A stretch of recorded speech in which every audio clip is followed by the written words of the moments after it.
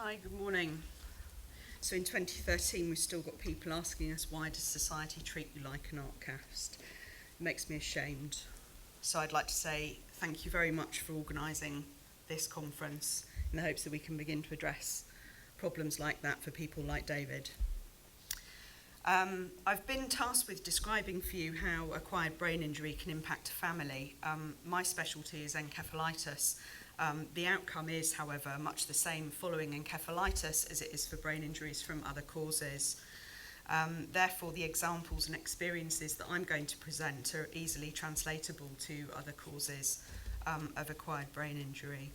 And encephalitis, for those of you that are curious, I know George alluded to Clive Waring earlier this morning. It's an infection of the brain, usually. Injury to the brain, usually caused by infection or by autoimmune diseases. The mortality is high in comparison to other neurological infections, and in those who survive, the outcome is injury to the brain for many. I also wanted to say, before I move on to the next slide, how great it was to see Fiona, a chief executive of a trust, stand up and so very genuinely acknowledge the importance of those affected by acquired brain injury in our communities and in our health systems. So it's an honour to follow David and his very engaging and personal narrative. I didn't ask how to use this, is it just Yeah, just press the button. See if it works. No. Oh, going the wrong way. There we go. So as David stated so clearly, acquired brain injury doesn't just affect the individual, it affects the whole family. Few families who've experienced acquired brain injury would disagree with this statement. It affects every single member and almost every part of family life. The trauma of hospital, the stresses of returning home, and the day-to-day strains of managing the household and finances can all place an enormous burden on family members. An acquired brain injury is different to some other conditions in that it affects people very suddenly and very unexpectedly, and families have to adjust to enormous changes in circumstances over a very short space of time. These are some of the difficulties that survivors of acquired brain injury may go on to experience, many of them mentioned by George earlier. For some, it might be one of these in isolation, and for others, they may go on to experience several of these difficulties. Families' needs may change at different stages of their journey. They may experience one or more sets of feelings at the hospital, from the desperation at odds of 50-50 for life or death, to elation when a family member awakes, and another set entirely when their family member returns home. Their family life as they once knew it is for a time, and in some cases forever, frozen in time. A relative few will get back to normal, but many will not. And their family and existence as they once knew it is often changed forever. Acquired brain injury is, as I said, a sudden onset condition, and a moment in time, a traffic accident, an argument in a pub, a fall down the stairs, a bleed or an infection, means that the entire future of the person directly affected and of those closest to them is most likely changed forever. Things that we all take for granted, concentration, memory, our personalities, behavioural traits, our roles in life and the things that we hold most dear, those we love, our occupations, hobbies and relationships can be in an instant gone forever or changed beyond recognition. Families have to become experts and embark upon new careers, in particular nursing, medicine and rehabilitation.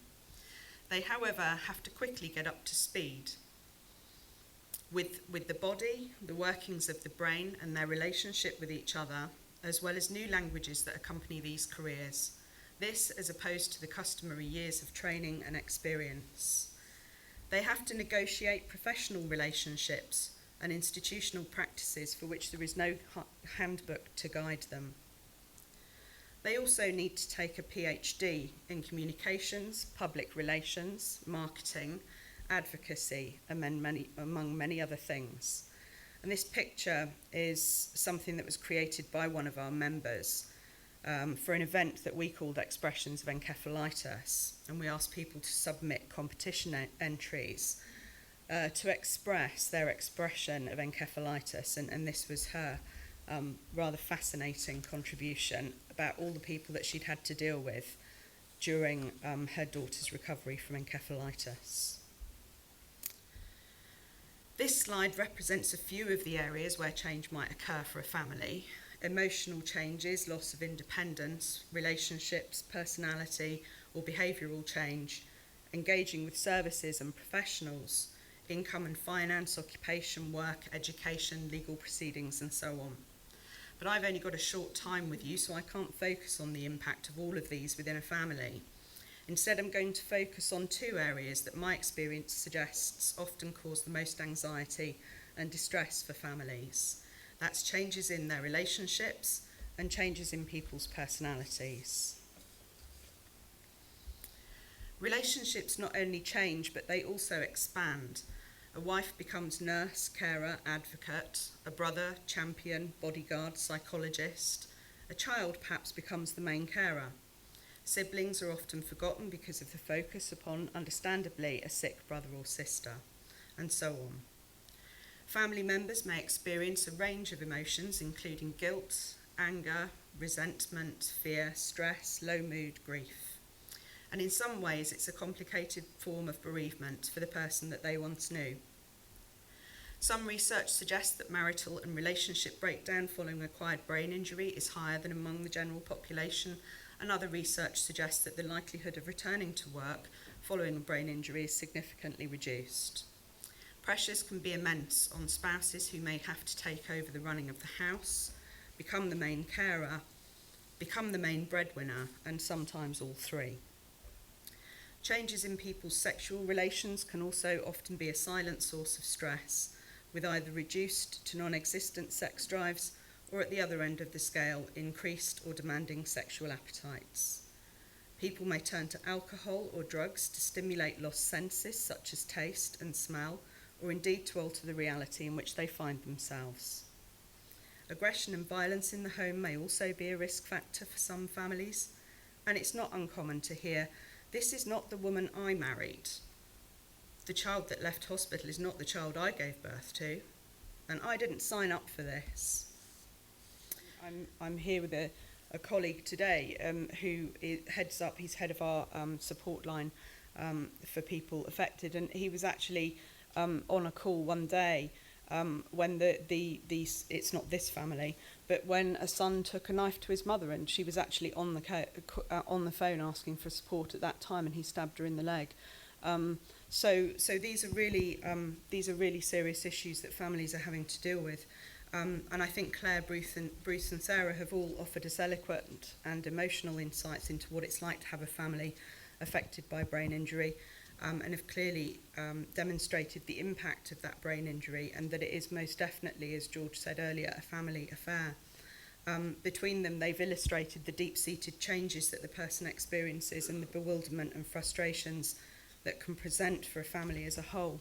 But I also, before I turn to my last slide and make a few conclusions, would just like to pay homage to these families that we work with on a daily basis, and whom many of you do too, and just say, I'm always in awe of their tenacity, their strength, and the humour with which they deal with the things that life has thrown at them.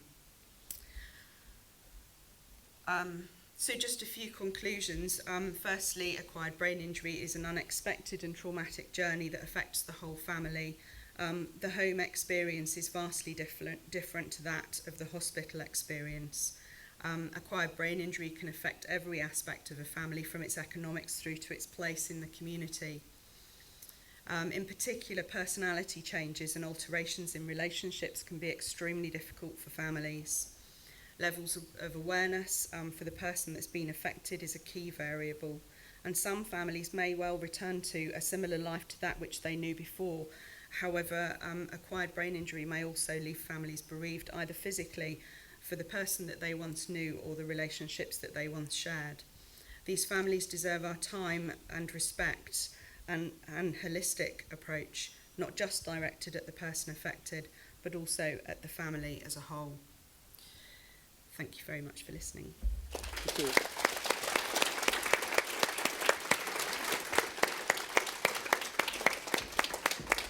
We can take 1 or 2 questions if anybody's got any burning questions. Do you want me to stay out?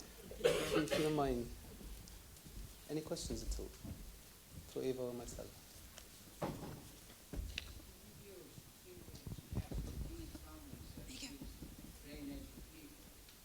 Quite well off. What happens to those whose parents just cannot afford to have, extra help? If that's the impression my videos have given, then that's not the case. I don't think either of the families in the videos that I showed were in any way well off. I think they very much represented for us the typical kind of people that contact our service. And I think I agree with you that people who are often from lower kind of socio-economic backgrounds, things can be even more difficult. People don't always have access to the internet, for example, as was described there. So it is a big problem. Okay, well, thank you for listening. No, you're more than welcome. Thank you.